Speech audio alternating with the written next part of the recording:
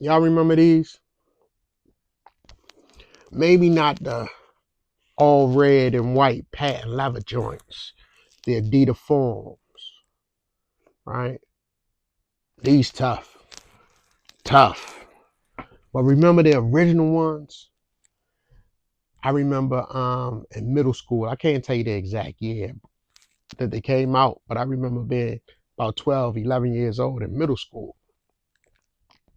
and seeing some younger students with the white and powder blue joints on, the Carolina blue joints. Man, me and my homeboy, my main man, Rob, we were looking, oh my God, we knew that their parents didn't buy those.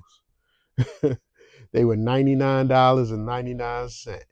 Man, yeah, man, we couldn't ask our parents to buy no $100 shoes for real, right?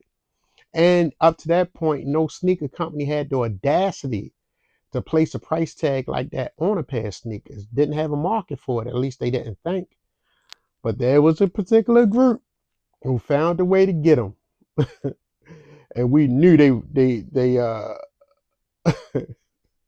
their parents weren't the ones banking, putting up the money for them to purchase them. Right? It was these type of sneakers right here that caused a lot of young men that looked like me as kids to jump off the porch. Jump off the porch. Isn't that something? Me and my homeboy was having a conversation about that today. Uh, I love sneakers still to this day. I wouldn't call myself a collector, but I like fresh sneakers. You know what I mean? And I'm a product of the 80s, born in the 70s, but a product of the 80s. You know, the time where hip hop became what we know it to be today. My favorite sneaker of all time, still to this day, is the Yvonne Lindell. Yvonne Lindell.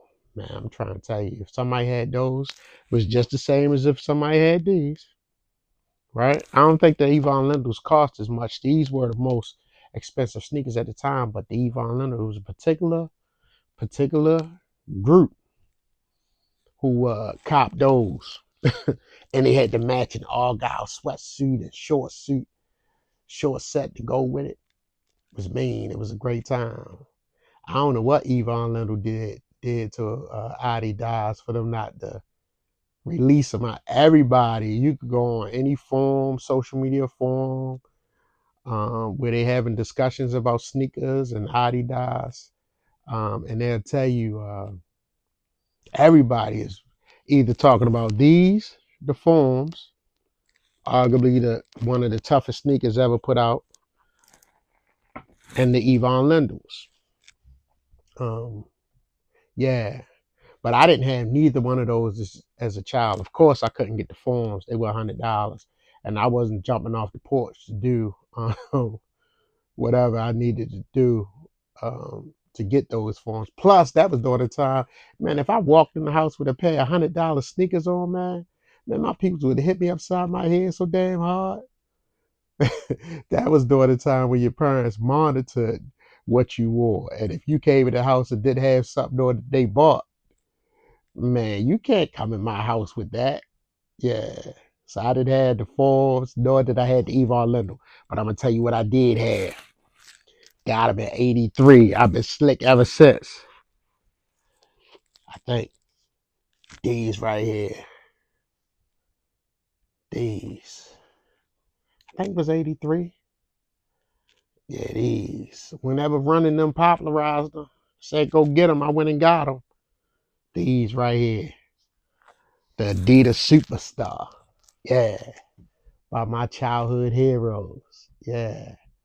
I told my brother Chuck Creekmurray from allhiphop.com. I said we were talking, having an exchange once, some time ago, and I was telling him I wasn't real heavy into comic books, so I didn't have like superheroes from comic books. My superheroes were Run DMC though. Yeah, I don't have comic books, but my brother Dwelle from Reflections Eternals, one of the best barbershops, if not the best barbershop in Baltimore thought enough of me because he know how big of a Run DMC fan I am to purchase me these. And he gifted me with those some time ago for my office space. Those are my superheroes. And because of them, I wear these, right? Always gonna keep a pair. Now, I could never take the shoelaces out of them. I mean, because back in the day, you know, when your parents buy your sneakers, you can't take your shoelaces out your sneakers. DMC. I gotta tie them up because I'm gonna keep these. If I got them for school, I'm gonna keep them until maybe Easter, right? That was during the time when you got sneakers for school, and this was before you got two pair. You got a pair of sneakers for school, got a pair of boots for Christmas around December. Then you had to wait again till about Easter to get another pair of sneakers, right? And then you might get some for the summer. So that's how the sneaker game was back in the day. You know, until you got a job, got a couple of dollars as a young man in your teens, and you could cop as many pairs as you want. It probably wasn't responsible. It probably was irresponsible as hell to do it. And some may deem it to be irresponsible now. now. But I know for myself, it's something I enjoy. It's something I enjoy. And me and my man, we were having a conversation about what made a lot of young men who look like us jump off the porch, right? And this was before um, it was a need or a responsibility or a burden placed on the child to take care of their home financially. Well, before that existed, it was just it wasn't even a need. It was a desire to have more than what your parents were capable of providing for you. And this became the statement piece. Your sneakers became the statement piece. I don't know if it still exists like that to this day, but there was a time. This became your statement piece. This right here, this in itself tough. This a tough one right here. This mean. This probably got somebody hitting their head. Seriously hitting their head back in the day. I don't think you get nobody hitting the head today. I pray it don't get nobody hit because I'm wearing them and I don't want to be a victim, right? But yeah, the Adidas Form 99.99, the white and powder blue joints, the Carolina blue joints. Man, the Yvonne Lindell Adidas, mean. Arguably the meanest sneaker.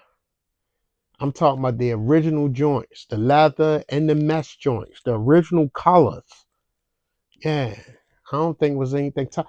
And the sweatsuit, the Argyle sweatsuit, and the short set that came with it. Man, and you knew when you saw somebody with it on, you're like, oh, we know who that is. We know who that is. Yeah. Um, what y'all think about the Adidas Form or the Yvonne Lindell?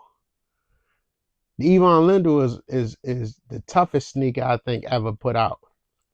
But it's not necessarily my all-time favorite sneaker that I rock the most of.